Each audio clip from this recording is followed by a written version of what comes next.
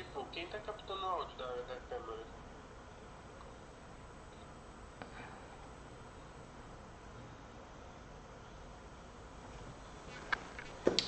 So I had some problem with my audio. Let's see if it's working now.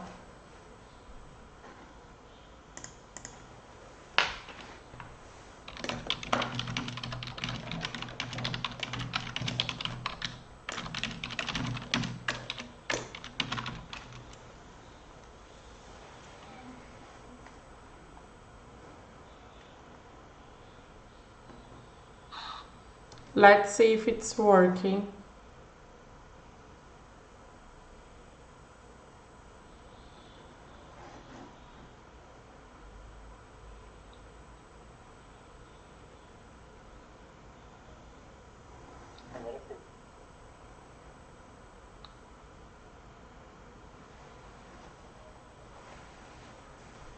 So now I am going to repeat everything because now I realized we had some problems with my audio, but now I think it's working. So okay, let's back since the beginning. So welcome to Mastering Brazilian Portuguese. I'm Erika, I'm a Brazilian Portuguese teacher, and this is my minha segunda live, and today I'm here to talk about pronomes do sujeito em português, okay? Subject pronouns in Portuguese. So here you can see pronomes do sujeito. So you have eu, tu, você, ele, ela. And also senhor, senhora, senhorita. We also have here those in English, also Portuguese and English to make it easier. So it's important to talk about tu and você. So both means you. And you also have the option, formal options like senhor, senhora, and senhorita. But senhorita, it's possible, but it's not so common. So usually, in a formal way, you're going to use more senhor and senhora, not senhorita. And what's the difference between tu and você? Usually, some people, especially those that can speak Spanish, usually they think tu it's something from Spanish and something you're not going to use in Brazil.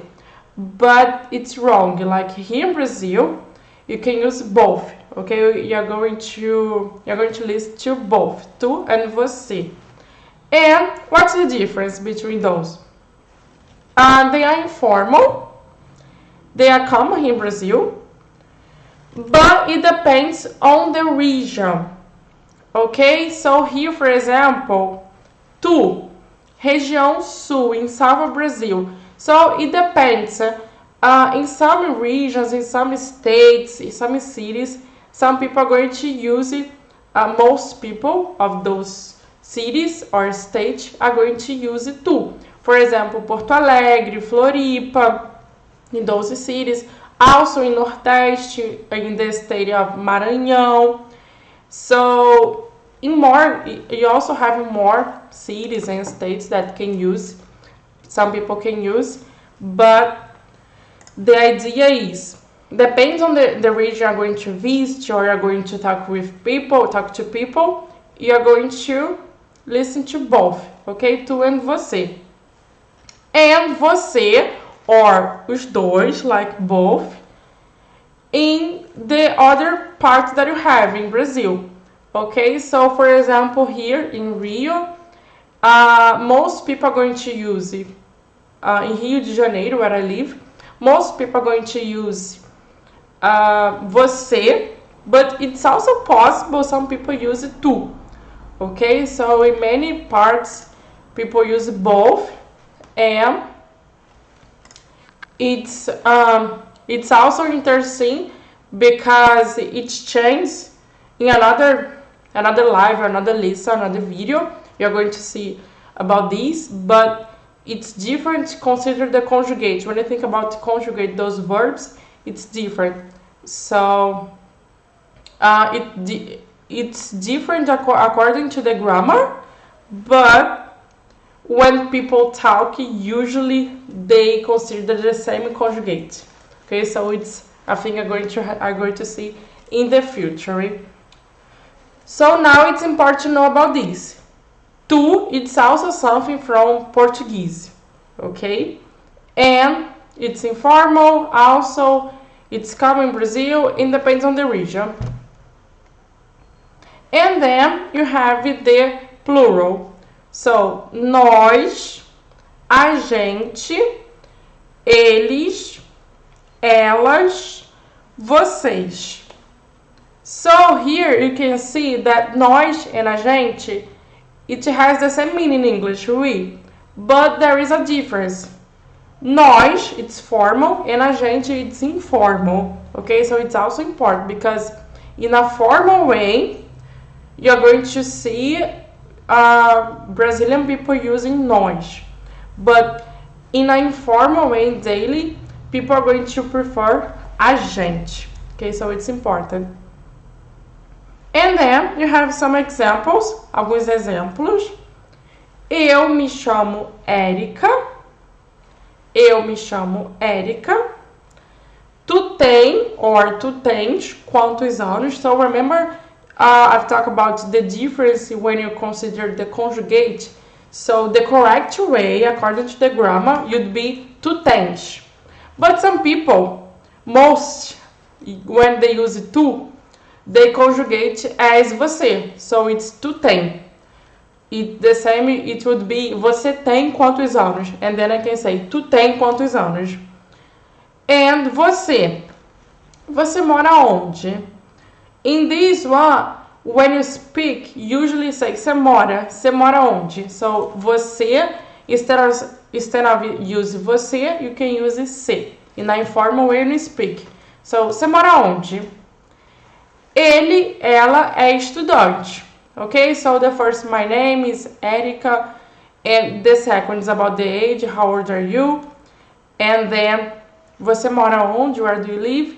And ele, ela é estudante. Okay, so in this case, can be he or she is a student. And more examples, now plural. Nós somos brasileiros. Nós somos brasileiros. It's the same of a gente é brasileiro. It's the same idea. The only difference is the first is formal and the second informal. But nós somos brasileiros. A gente é brasileiro. So here you can also realize the difference between the conjugate. Okay, so the verb is verbo ser, verb to be, and they are different. Nós somos, a gente é. And also eles, elas. Eles, elas são estudantes, ok? Eles or elas. And vocês são estudantes, ok? So you can see eles, elas, and vocês. You can see they have the same conjugate, that is são. Okay, so they are student, or in this case, you have the difference. Eles, elas, because you consider masculino and feminino. And vocês, it's you, but in the plural. Okay? And nós, a gente, it's we.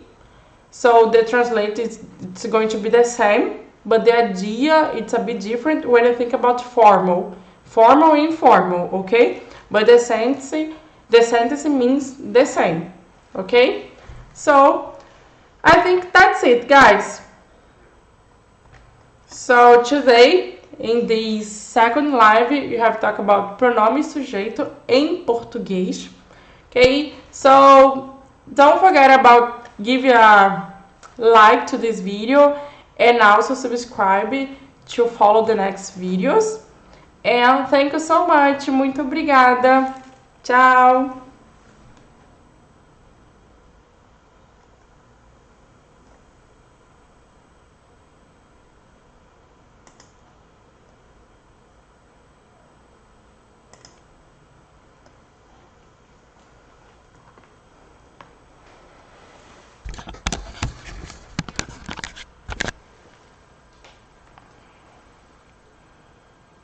Eu tô esperando aqui pra poder